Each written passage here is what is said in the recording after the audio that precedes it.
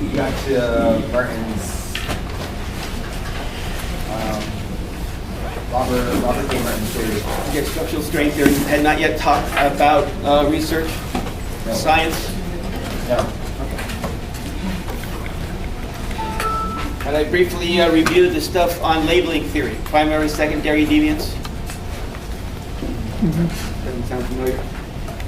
Labeling theory is an interaction theory.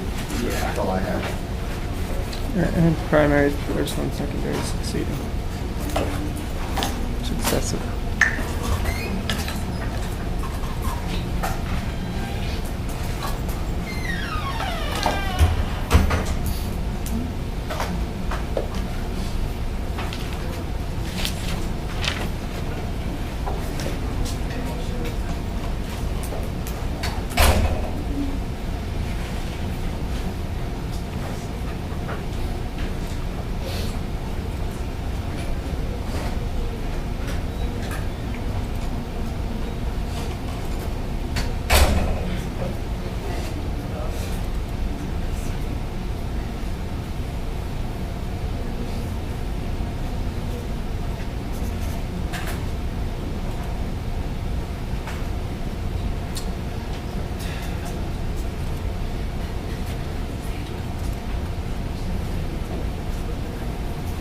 Okay, could somebody get the light, please, so we can see the.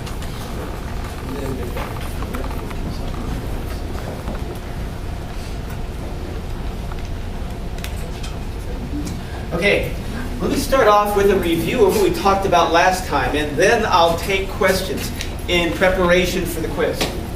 Because this stuff is also going to be on the quiz, so it's helpful to get this out of the way first.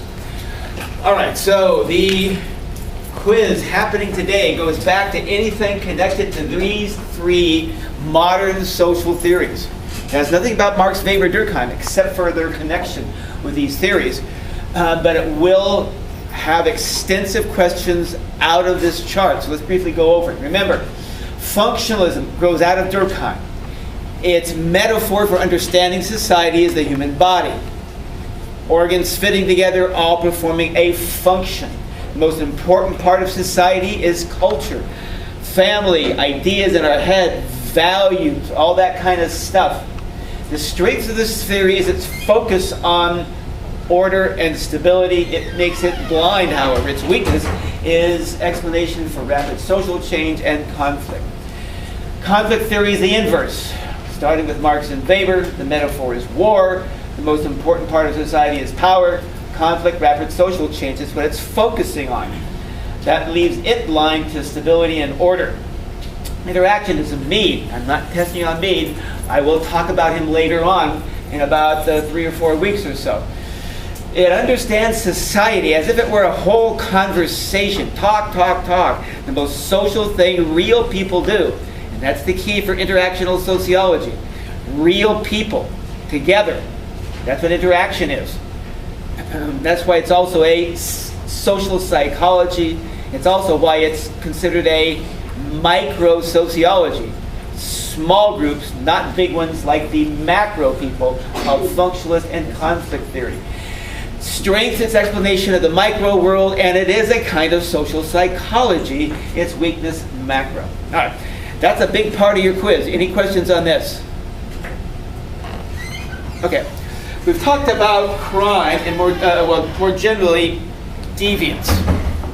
Crime in America, is it the worst problem of any country on earth? No. No. Is it even the worst problem of any country in the industrialized world? No. Because it's violent crime that is the key to the American crime problem, but only in comparison to other industrialized countries, with the exception of Russia. However, what is there more of? Violent crime in the United States or property crime? Property, okay, yeah. Which country has the highest rate of crime in the industrialized world? I'm not sure. It depends on which kind of crime. I know there's been some increases in England in the last few years in property crime. It could very well be England or Australia. Okay, but we're up the top of the top, but we're not unique in that area. It's our violent crime that's the problem. All right, then we started talking about the geographic connection with murder, and particularly violent crime. What part of the country highest rate of violence? South. The South. How come? Two major reasons. What are they? Poverty, long-term chronic poverty. That's very important. There's more than one kind of poverty. And what's the second? Culture of violence. Culture of violence. Both of those also apply to the United States more generally. What is probably the biggest single reason for our high rate of murder? If you had to pick one thing, what would it be? Guns. Guns. What kind of guns? Handguns. Pistols. Yep. Next. Assailant. Known. Most murders take place because people at least know each other. 2, males. Overwhelmingly, most murder and violent crimes are done by males. 3,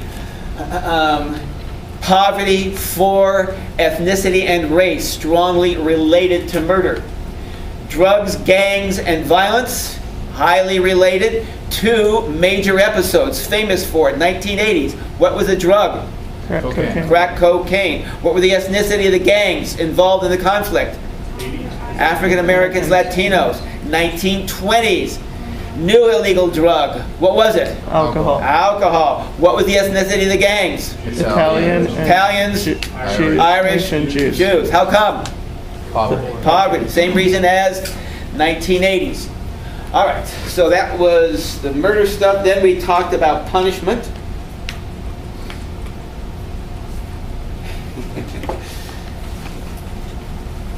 And severity, certainty, and speed. What's severity? How bad the crime is punished. How much it hurts. The injury inflicted by the punishment, the suffering involved. What's certainty? The chance of you getting Chance caught. of just getting caught. And finally, speed. What's that? How long it takes you to get caught. How long does it take you to get caught? All right. Of those 3, overwhelmingly, which one is most important? Certainty. Certainty. Good. Talk a little bit about broken windows. Those not in your notes. Broken windows and community-oriented policing. What's broken windows policing? Bust them for any little thing. Small acts busted aggressively with the intent of inducing a sense of what in the community? Certainty of punishment. If taken too far, however, what's the risk? Racial Isolating. discrimination. Alienating the police from the community. At that point, the practice becomes self-destructive. What's the contrast to broken windows policing? Community oriented. What is that? Having the police be in the communities and talking to the people. That's right. The goal is to root the police in the community, get them out of the patrol car, get them in associations, walk beats, talk to people, and in many cases it may be the opposite strategy of broken windows. You may tolerate some minor acts of criminality with the goal of creating good community relations. Okay, which one is best? Depends on the circumstances. Okay. And then we talked about the theories of deviance, biological, psychological, Freudian. Where does our sociopath come from for Freudian psychology? Superego, and poorly developed superego, allowing what part of the mind to take over? The ID. The id. The ID. It's pronounced id. Oh. The id. Weak superego. How come you get a weak superego according to Freudian psychology? Parents. Abuse. as a Parents. child. Early childhood. Very important. Behaviorism. What's the difference with behaviorism and Freudian psychology? Once you've learned All it behavior is learned by the age of 5. for Freud, For Freud. but not for behaviorism. Behaviorism says you learn at 55 the same way you do at 5. That's very important for the theory. You reward behavior, you get more of it. You punish behavior, you get less. Of those two, which is most important? Rewarding behavior.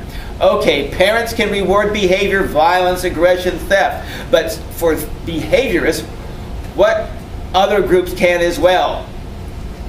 Peers at the age of adolescence, and particularly gags, which are just an exaggerated version of peer influence, in which you have a culture of violence and criminality. All right. Then we talked a little bit about the sociological theory of deviance, structural strain. You've got goals and means, according to Merton, as the most important parts of culture. Somebody who conforms to both the goals and the means of society. What are the goals of American society? Overwhelmingly. Money. Money. Means. Education. Excuse me. People who say, yes, I want the money, and yes, I'll go to school, work hard, save my money, and get a good job are called conformists. American culture, however, has a structural strain, an inadequacy, poor foundations. It holds out the goal. Most Americans want money, but do all have the same access to the means and getting a good education? No, they don't. Which means the poor particularly are pushed towards innovation. That's somebody who uses unacceptable means to pursue acceptable goals. The opposite of our innovator is called a what? Ritualist. Someone who doesn't care about the goal, but obsessed with the means. Now, when someone who says, I don't want the goals, I don't want the means, and just tunes in, turns on, drops out, hippie, bum, wino, what's Merton's term for it? Retreatist. On the other hand, someone who actively tries to change the culture and replace it with a new one is called what by Merton's terms? A rebel. Rebel. Good. Okay, you guys got that. Real quickly, let me review the concept of labeling theory. Labeling theory is an interactionist theory of deviance. It says there's two kinds of deviance. The kind most people recognize, the kind that sociology defines as violation of a social norm.